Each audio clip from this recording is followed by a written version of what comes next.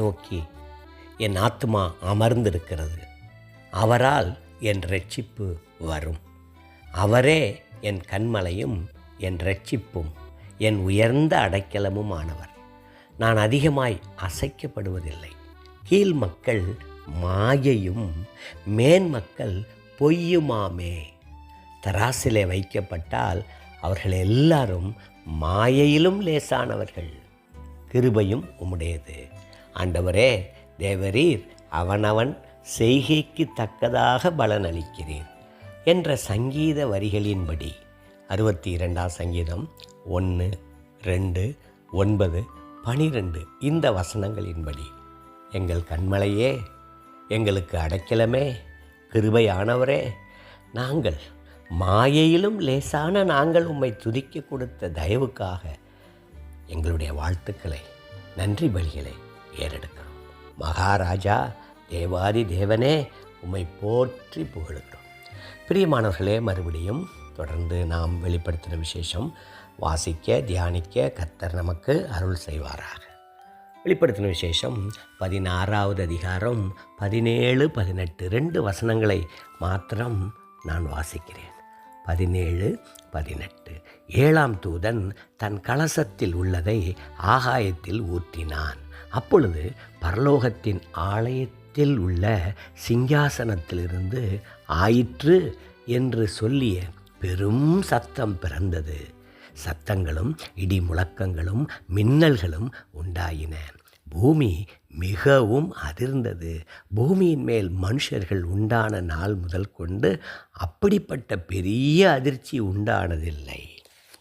ஆம், இந்த 2 வசனங்களில் ஆவிக்குரிய நிலையிலே மிகுந்த பொருள் பொதிந்து கிடக்கிறது.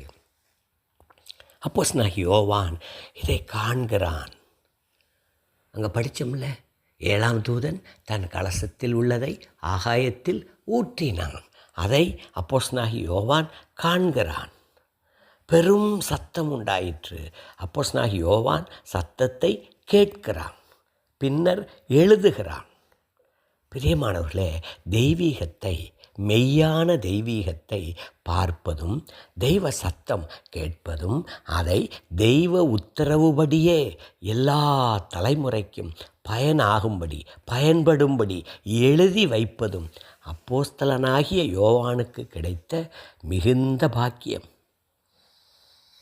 ஒரு மிகப்பெரிய பாக்கியம் அப்போஸ்தலனாகிய யோவானுக்கு. அன்பின் சீஷன், ஆண்டவராகிய இயேசு கிறிஸ்துவின் மெய்யான அன்பின் சீஷனுக்கு கிடைத்த பாக்கியம் சாதாரணமானதா? சிந்திப்போம்.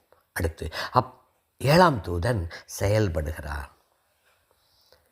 7ஆம் தூதன் செயல்படுகிறான். தேவதூதர்கள் எப்பொழுதும் தங்கள் வேலையை செவ்வனே செய்கிறார்கள். விழுந்து போன தூதன் வேறே. ஆனால் இவர்கள் தேவனோடே இருக்கக்கூடிய தேவ தூதர்கள் தங்கள் வேலையை செவ்வனே செய்கிறார்கள். 7ஆம் தூதன் தன் கலசத்தில் உள்ளதை தங்கள் வேலையை செவ்வனே செய்கிறார்கள் என்பது ஒரு பெரிய பாடம்தானே. ஒரே தெய்வம் கர்த்தர் இயேசு கிறிஸ்துவின் மேல் நம்பிக்கையாயிருக்கிற நமக்கு இது ஒரு பாடம்தானே. தன் கலசத்தில் உள்ளதை ஆகாயத்தில் ஊற்றினான். அப்படியானால் அது சர்வ பூமியிலும் பரவும் தானே. எந்த தேசம் என்று வித்தியாசமில்லாமல், மொழி வித்தியாசமில்லாமல், ஜாதி வித்தியாசமில்லாமல், கலாச்சார வித்தியாசமில்லாமல், பாஷை வித்தியாசமில்லாமல், எந்த தேசம் என்று வித்தியாசமில்லாமல், சுருக்கமாய் பாரபட்சமில்லாமல் தேவனுடைய கோபம் நிறைவேறுமே. அருமையானவர்களே, தேவனுடைய நியாயம் முழுமை பெறத்தான், தேவனுடைய நியாயம் முழுமை பெறுவதற்காகத்தான் இந்த 7ஆம் தூதன் தன்னுடைய கலசத்தில் உள்ளதை ஆகாயத்தில் ஊற்றுகிறான். இன்னும் ஒரு பெரிய ஃபைனல் ஜட்ஜ்மெண்ட் என்ற பெரிய வெள்ளை சிங்காசன நியாய தீர்ப்பு இருக்கிறது. சரி, இந்த செயலை, இந்த தேவ நியாயத்தை அங்கீகரிக்க பரலோக சிங்காசனத்திலிருந்து ஒரு சத்தம், அது சத்தம் என்று மட்டும் போடவில்லை, பெரும் சத்தம் பிறந்ததாம். அருமையானவர்களே, இந்த செயலுக்கு ஒன்று தேவன், அதாவது சிங்காசனத்தில் இருக்கிற தேவன் அவருடைய சத்தம். 2 தேவ தூதன். 3 அப்போஸ்தலனாகிய யோவான் தேவ மனுஷன் என 3 சாட்சிகள் இருப்பதை இங்கே காணலாம்.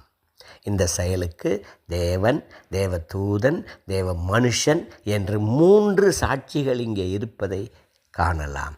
சாட்சி இல்லாமல் தெய்வீகம் எப்பொழுதும், சாட்சி இல்லாமல் மெய்யான தெய்வீகம் எப்பொழுதும் செயல்படுவதில்லை. அருமையானவர்களே, இதையெல்லாம் விசுவாசித்து பின்பற்றுகிற நாமும் நல்ல ஜீவனுள்ள சாட்சியாய் வாழ்ந்து நிறைவேற்றுவோம். நம்முடைய வாழ்க்கையின் ஒவ்வொரு பக்கங்களும் சாட்சியாய் இருக்க வேண்டும் என்று தேவன் விரும்புகிறார். ஜெபிப்போம், நிறைவு செய்வோம். அன்புள்ள பிதாவே, பரிசுத்தமுள்ள தெய்வமே, இருக்கிறவரே, பெரியவரே, பிரபுவே, மகாராஜாவே, கனத்துக்குரிய தெய்வமே, ஜீவனுள்ள தேவனே, ஜீவாதிபதியே, ஜீவன் உள்ளோருக்கெல்லாம் அதிபதியே, மரித்தோரையும் உயிரோடு இருக்கிறவர்களையும் நியாயம் தீர்க்கக்கூடிய சர்வலோக நியாயாதிபதியே, உம்மை கனம் பண்ணுகிறோம், உம்மை கௌரவப்படுத்துகிறோம். படித்து கொண்ட நல்ல பாடத்துக்காக நன்றி சொல்லுகிறோம். இந்த உலகத்தில் தேவனுடைய நியாயம் கண்டிப்பாய் வெளிப்படும் என்பதை கற்றுக்கொண்டோம். தேவதூதர்கள் தங்களுக்கு கொடுக்கப்பட்ட தங்கள் வேலையை செவ்வனே செய்கிறார்கள் என்றும் கற்றுக்கொண்டோம். எந்த ஒரு தெய்வீக செயலுக்கும் சாட்சிகள் வேண்டும் என்பதையும் கற்றுக்கொண்டோம். தகப்பனே, நாங்களும் தேவகுமாரன் இயேசு கிறிஸ்து எங்களுக்காக சிலுவையிலே பலியாகி மரணத்தை ஜெயித்து உயிர்த்தெழுந்து ஜீவிக்கிறார் என்பதற்கு நாங்கள் சாட்சியாய் வாழ உதவி செய்யும். எங்களுடைய சாட்சியிலே மெய்த்தன்மை காணப்படட்டும், ஜீவன் காணப்படட்டும், உதவி செய்யும். இந்த ஊழியமும் சாட்சியின் ஒரு பகுதியாக அமையட்டும். ஜெபம் கேட்டதுக்காக நன்றி சொல்கிறோம். கர்த்தராகிய இயேசு கிறிஸ்துவின் நாமத்திலே வணக்கத்தோடும் தாழ்மையோடும் அர்ப்பணிப்போடு வேண்டிக் கொள்கிறோம் நல்ல பிதாவே. ஆமேன், ஆமேன். Thank you. God bless you. Have a nice day.